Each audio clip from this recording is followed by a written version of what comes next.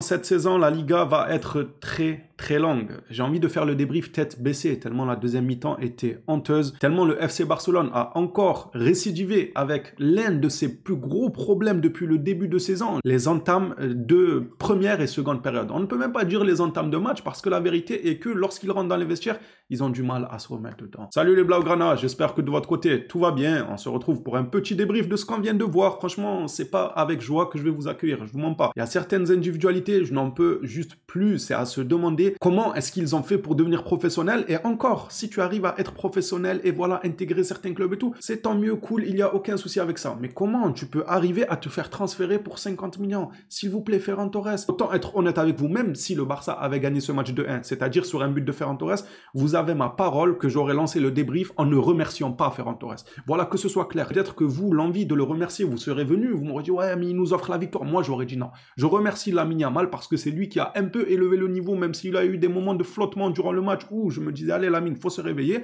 C'est lui qui a élevé le niveau. C'est lui qui a distribué des caviars à de nombreuses reprises, notamment sur le but de Ferran Torres. Mis à part son but, Ferran Torres, son entrée, elle est dégueulasse. Et même sur son but, moi, je peux tomber sur lui. Oui, vous allez me prendre pour un fou, vous allez dire, mais quoi, il marque, il porte le score de 1. Non, c'est pas suffisant. Allez juste revoir l'action de ce fameux but-là. Il revient en marchant. C'est-à-dire que tu as ton coéquipier là, Yamal, il avait le ballon sur le côté, il y a un fait de jeu, une action de jeu qui se termine, Yamal reprend le ballon, et lui, au lieu de courir pour se repositionner, pour enlever tout doute de hors-jeu, encore là, il était à la limite, c'est tant mieux au final, ça lui a donné un certain avantage sur la défense. Il n'y a pas à dire sur ça, mais tu aurais très bien pu être hors-jeu à quelques centimètres près. Et pourquoi? Parce que tu es revenu en marchant. J'ai cru rêver, je vous jure que j'ai cru rêver. Il y a 1-1 au score, il y a ton coéquipier qui a le ballon, il y a action de jeu, tu es attaquant, tu viens de rentrer sur le terrain depuis à peine 10 minutes. 10 minutes qu'il était sur le terrain, allez maximum pour être précis, 15 minutes. Pas plus de 15 minutes que Ferran Torres était sur le terrain, il revient en marchant. Non, ça veut dire quoi ça? T'as pas envie de jouer? Tu veux pas te donner à fond pour l'équipe? Et l'action qui m'a le plus frustré, je pense, avec son entrée, déjà elle était dégueulasse de bout en bout pour moi, malgré son but, je m'en fous. Sur le but, il revient pour rentrer dans l'action du jeu en marchant. Ça me déplaît moi. Ça, c'est un comportement, tu peux l'avoir lorsque tu as disputé 70, 75 minutes, tu es fatigué, voilà. Tu te déconnectes un peu, tu as du mal à être dans les actions de bout en bout, c'est ok. Pas quand tu rentres depuis 10 minutes. Tu rentres depuis 10 minutes, le placement, tu le fais en courant parce que tu as envie d'assister et d'être utile dans chaque action que tes coéquipiers vont se créer. Parce qu'en revenant en marchant, tu n'es pas utile. Tu es utile pour personne. Tu augmentes les chances d'être signalé en position de hors-jeu, c'est tout ce que tu as fait. Ce qui m'a le plus frustré, c'est que avant même qu'il marque, il y avait un coup franc et j'ai vu qu'il avait un t-shirt en dessous de son t-shirt du Barça. Il avait un t-shirt blanc. Moi, j'ai compris. Je sais pas si vous avez compris. Moi, j'ai compris qu'il avait fait une dédicace, je sais pas quoi. J'ai même pas eu le temps de voir ce qu'il a dédicacé, mais tu ne mérites pas.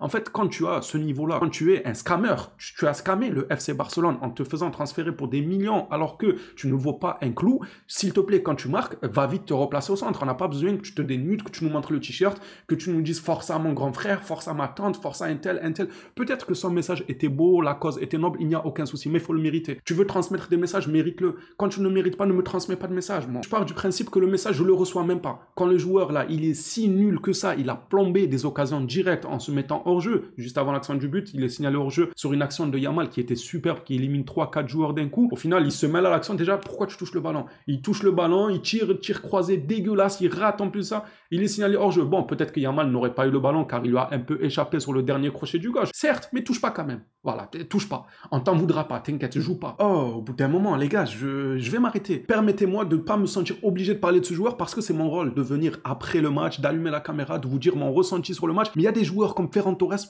moi, ils me gâchent la vie. J'ai plus envie d'en parler. J'ai pas envie de leur donner du crédit. C'est plus fort que moi, en fait. On va garder quand même le contrôle de ce débrief pour essayer de voir un peu ce qui a mal tourné. Ce qui a mal tourné, c'est un problème que le Barça a depuis le début de saison. C'est-à-dire que ce n'est rien de nouveau. C'est pas aujourd'hui face aux bêtises. On a vu, ah, mais là, il y a un souci. Ah, là, le Barça ne joue pas. Non. Moi, j'ai vu, je me suis dit, ah, le Barça refait l'erreur qu'ils font depuis le début de saison. C'est ce que je me suis dit dans ce match-là. Pourquoi? Parce que leurs entames, même pas de première période, je peux même pas dire leurs entames de match, c'est leurs entames de première ainsi que de seconde période, mais c'est dégueulasse. Mais c'est quoi ça? Comment tu peux rentrer dans ton match, au bout de 5 minutes, normalement t'es mené 1-0. Et ça fait de longs mois que le Barça a ce souci-là, le souci de rentrer rapidement dans son match, de se dire dès la première minute, là on peut encaisser. J'ai l'impression que pour eux, on dirait les premières minutes, ça compte pour du beurre. Ils sont là en mode, ouais mais les gars, ça fait 5 minutes on joue, je crois là s'ils marquent, ils comptent pas le... Il compte le but. Hein. Qu'est-ce que tu t'es mis en tête? Tu t'es mis que les 10 premières minutes des matchs, ça compte pas, et les 10 premières minutes de la seconde période, ça compte pas. Je comprends pas. C'est 20 minutes jetées à la poubelle par un manque de concentration,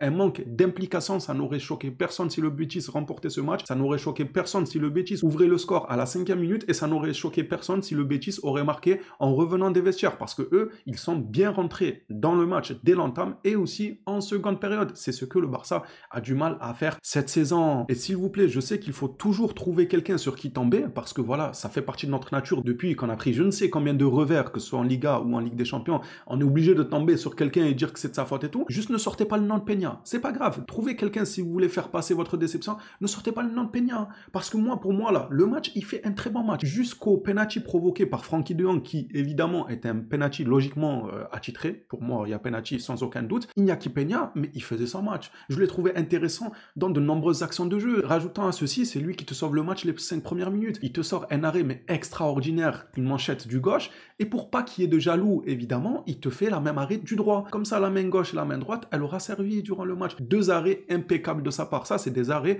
qui te changent l'issue d'un match, mais pas quand tu as Ferran Torres sur le terrain. Vous avez vu les grands matchs de Thibaut Courtois où il sauve le Real Madrid à lui tout seul? Eh bien, Ferran Torres, même si tu le mets avec un gardien comme Thibaut Courtois, croyez-moi qu'il te plombe le match. Tu peux pas changer l'issue, le tournant d'un match quand tu as Ferran Torres dans ton équipe. Voilà, je sais que je tombe que sur lui alors qu'il n'a joué que quelques minutes, mais il tombe au mauvais moment. Moi, j'avais encore de l'espoir pour ce match. J'avais encore de l'espoir que le collectif se reprend. Et quand je l'ai vu rentrer, je me suis dit, allez, peut-être, en plus de ça, le commentateur, là, c'est quoi? C'est une caméra cachée qui nous faisait? C'est un prank, c'est pas possible. Comment on peut être à l'antenne devant des millions de spectateurs et venir dire, ou des milliers, j'en sais rien combien il y avait de spectateurs, venir nous dire, ah, l'entrée de Ferran Torres qui est en forme en ce moment?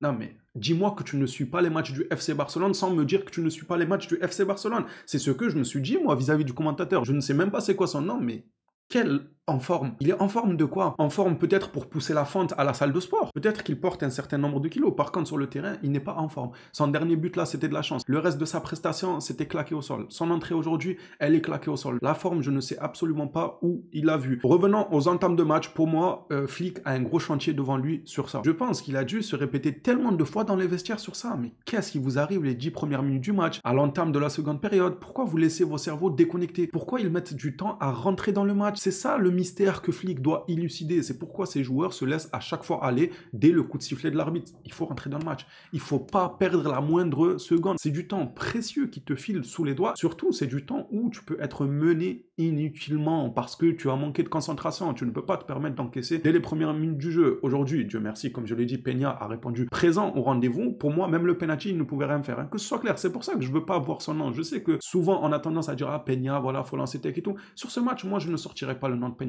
Parce que même sur le penalty, il joue super bien. Certes, moi je me suis dit, c'est Peña, il nous sort le penalty là, mais c'est une masterclass. Ça sera son meilleur match au FC Barcelone, avec des parades comme ça, il te sort un penalty incroyable. C'est le match légendaire de sa part dans ce club-là. Au final, non, mais il n'a pas été fautif. Il part du bon côté, sauf que Lo Celso, on connaît le joueur, on connaît son pedigree, on sait de quoi il est capable, il a une excellente patte gauche, il nous a fait du Lo Celso, il a très bien croisé son penalty. Pour moi, n'importe quel gardien n'aurait pas pu faire grand-chose face à ce genre de penalty quand il s'en tirait de cette manière-là, une précision chirurgicale très bien croisée. Le gardien a eu au moins le mérite d'aller du bon côté. C'est pas Spider-Man non plus. Le gardien ne peut pas se téléporter. Je vais même pas lui faire de reproches sur ce fameux penalty. Et même le deuxième but du Betis. Parce qu'il y en a, ils vont dire oui, mais il a pas réagi sur le deuxième but. Vous voulez qu'il fasse quoi? Vous avez vu comment le joueur du Betis a repris la balle? Il la reprend d'une manière inattendue. Personne ne pouvait prévoir qu'il allait faire ce geste-là à cet endroit du terrain. Ça, tu le tentes normalement quand tu es à la ligne des cages, les gars. Vraiment, tu le tentes quand tu es à quelques centimètres. Tu fais une petite magère, une petite talonnade. Là, la reprise qu'il a fait, elle est magnifique. Son but, il est somptueux. Le gardien ne pouvait pas prédire ça pour moi. Franchement, il aurait pu tout prédire. Un but de la tête,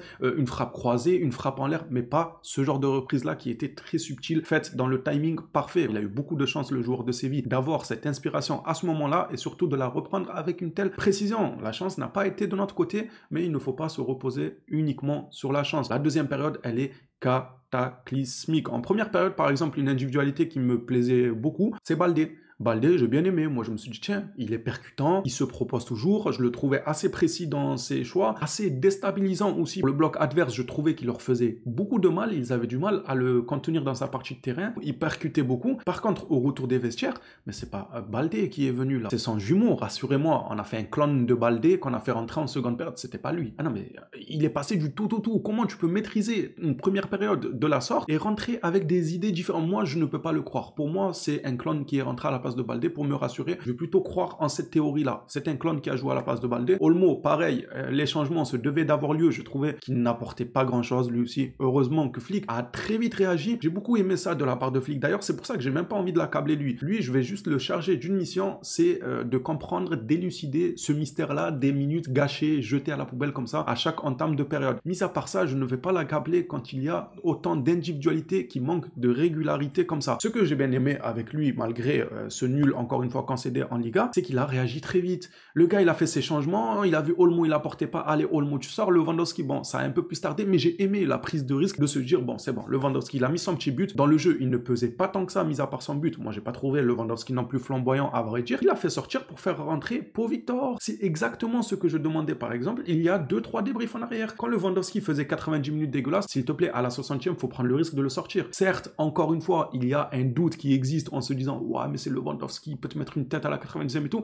Mais quand il a rien fait pendant 1 heure sur le terrain, eh bien, sors-le. Sors-le, il ne va rien faire. Il ne va pas te mettre cette tête à la fin du match. Sors-le. Il y a plus de chances que le joueur entrant rentre avec une faim affamée d'aller changer l'issue du match que Lewandowski te sorte un coup de baguette magique sorti de son chapeau alors qu'il ne l'a pas fait tout le match. J'ai bien aimé, moi, voir Flick réagir avec des changements. Certes, le coaching, on ne peut pas non plus dire qu'il était gagnant, à vrai dire. Ce que Frenkie de Jong a apporté pour son entrée, c'est un penalty, super cool, voilà, le coaching n'est pas forcément gagnant, mais il se devait d'avoir lieu. On ne peut pas maintenant tomber sur lui parce que Frenkie de Jong rentre, il cause un penalty, Ferran Torres rentre, il détruit des occasions de jeu malgré son but. Ça, j'en ai que faire. On ne peut pas dire à Flick, oui, mais le coaching, il a été mauvais, pourquoi ça? Non. Les changements se devaient. La prise de risque se devait d'avoir lieu. Malheureusement, elle n'a pas payé. Si elle aurait payé, on aurait dit tout l'inverse. Donc, on ne va pas jouer sur ce genre de détails. Le match s'est profilé dans ce sens-là. Pour moi, les premiers fautifs, c'est les joueurs. C'est les joueurs qui manquaient d'envie. Ce qui fait peur, c'est que le Real Madrid a perdu récemment et ça ne suffit pas pour donner une grinta à nos joueurs pour aller reprendre le large en Liga, recoller et tout.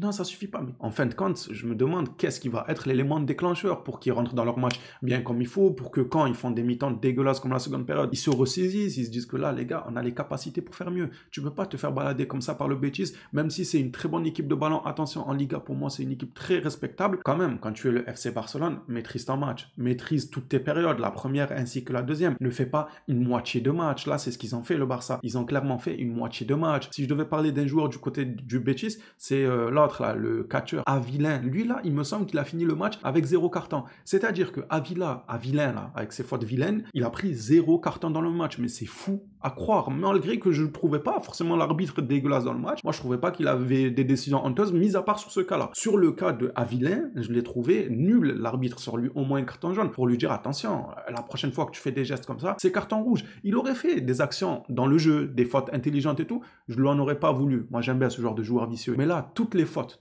je dis bien, toutes les fautes de Avilin, que ce soit à un moment sur Rafinha, il a failli lui briser sa cage thoracique, que ce soit sur Koubarsi, sur Martinez, ce sont des fautes d'anti-jeu qu'il a fait. C'est des fautes où il s'est désintéressé du ballon pour tamponner le joueur. Comment il finit le match avec 0 carton? Tant qu'à faire, donnez-lui la médaille de la paix à Avila. Il la mérite, bah oui.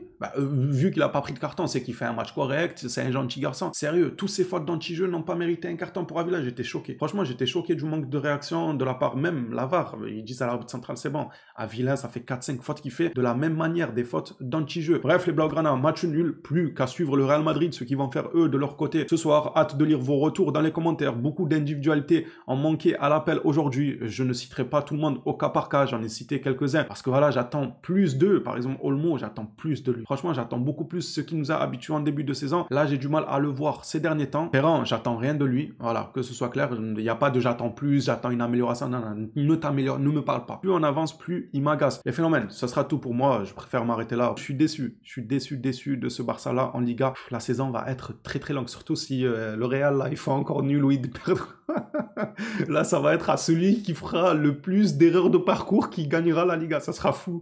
Mais ouais, ça pourrait être légendaire. Ça pourrait être une Liga sympathique si ça se passe comme ça. Que le Real de leur côté, ils loupent leur chance de nous distancer, nous pareil. Et du coup, ça finit comme ça à 1-2 points à chaque fois. Ça pourrait être légendaire la Liga. Je dis ça, je dis rien. Hâte de lire vos retours dans les commentaires tout de même. On s'attrape à la prochaine. D'ici là, prenez soin de vous les phénomènes.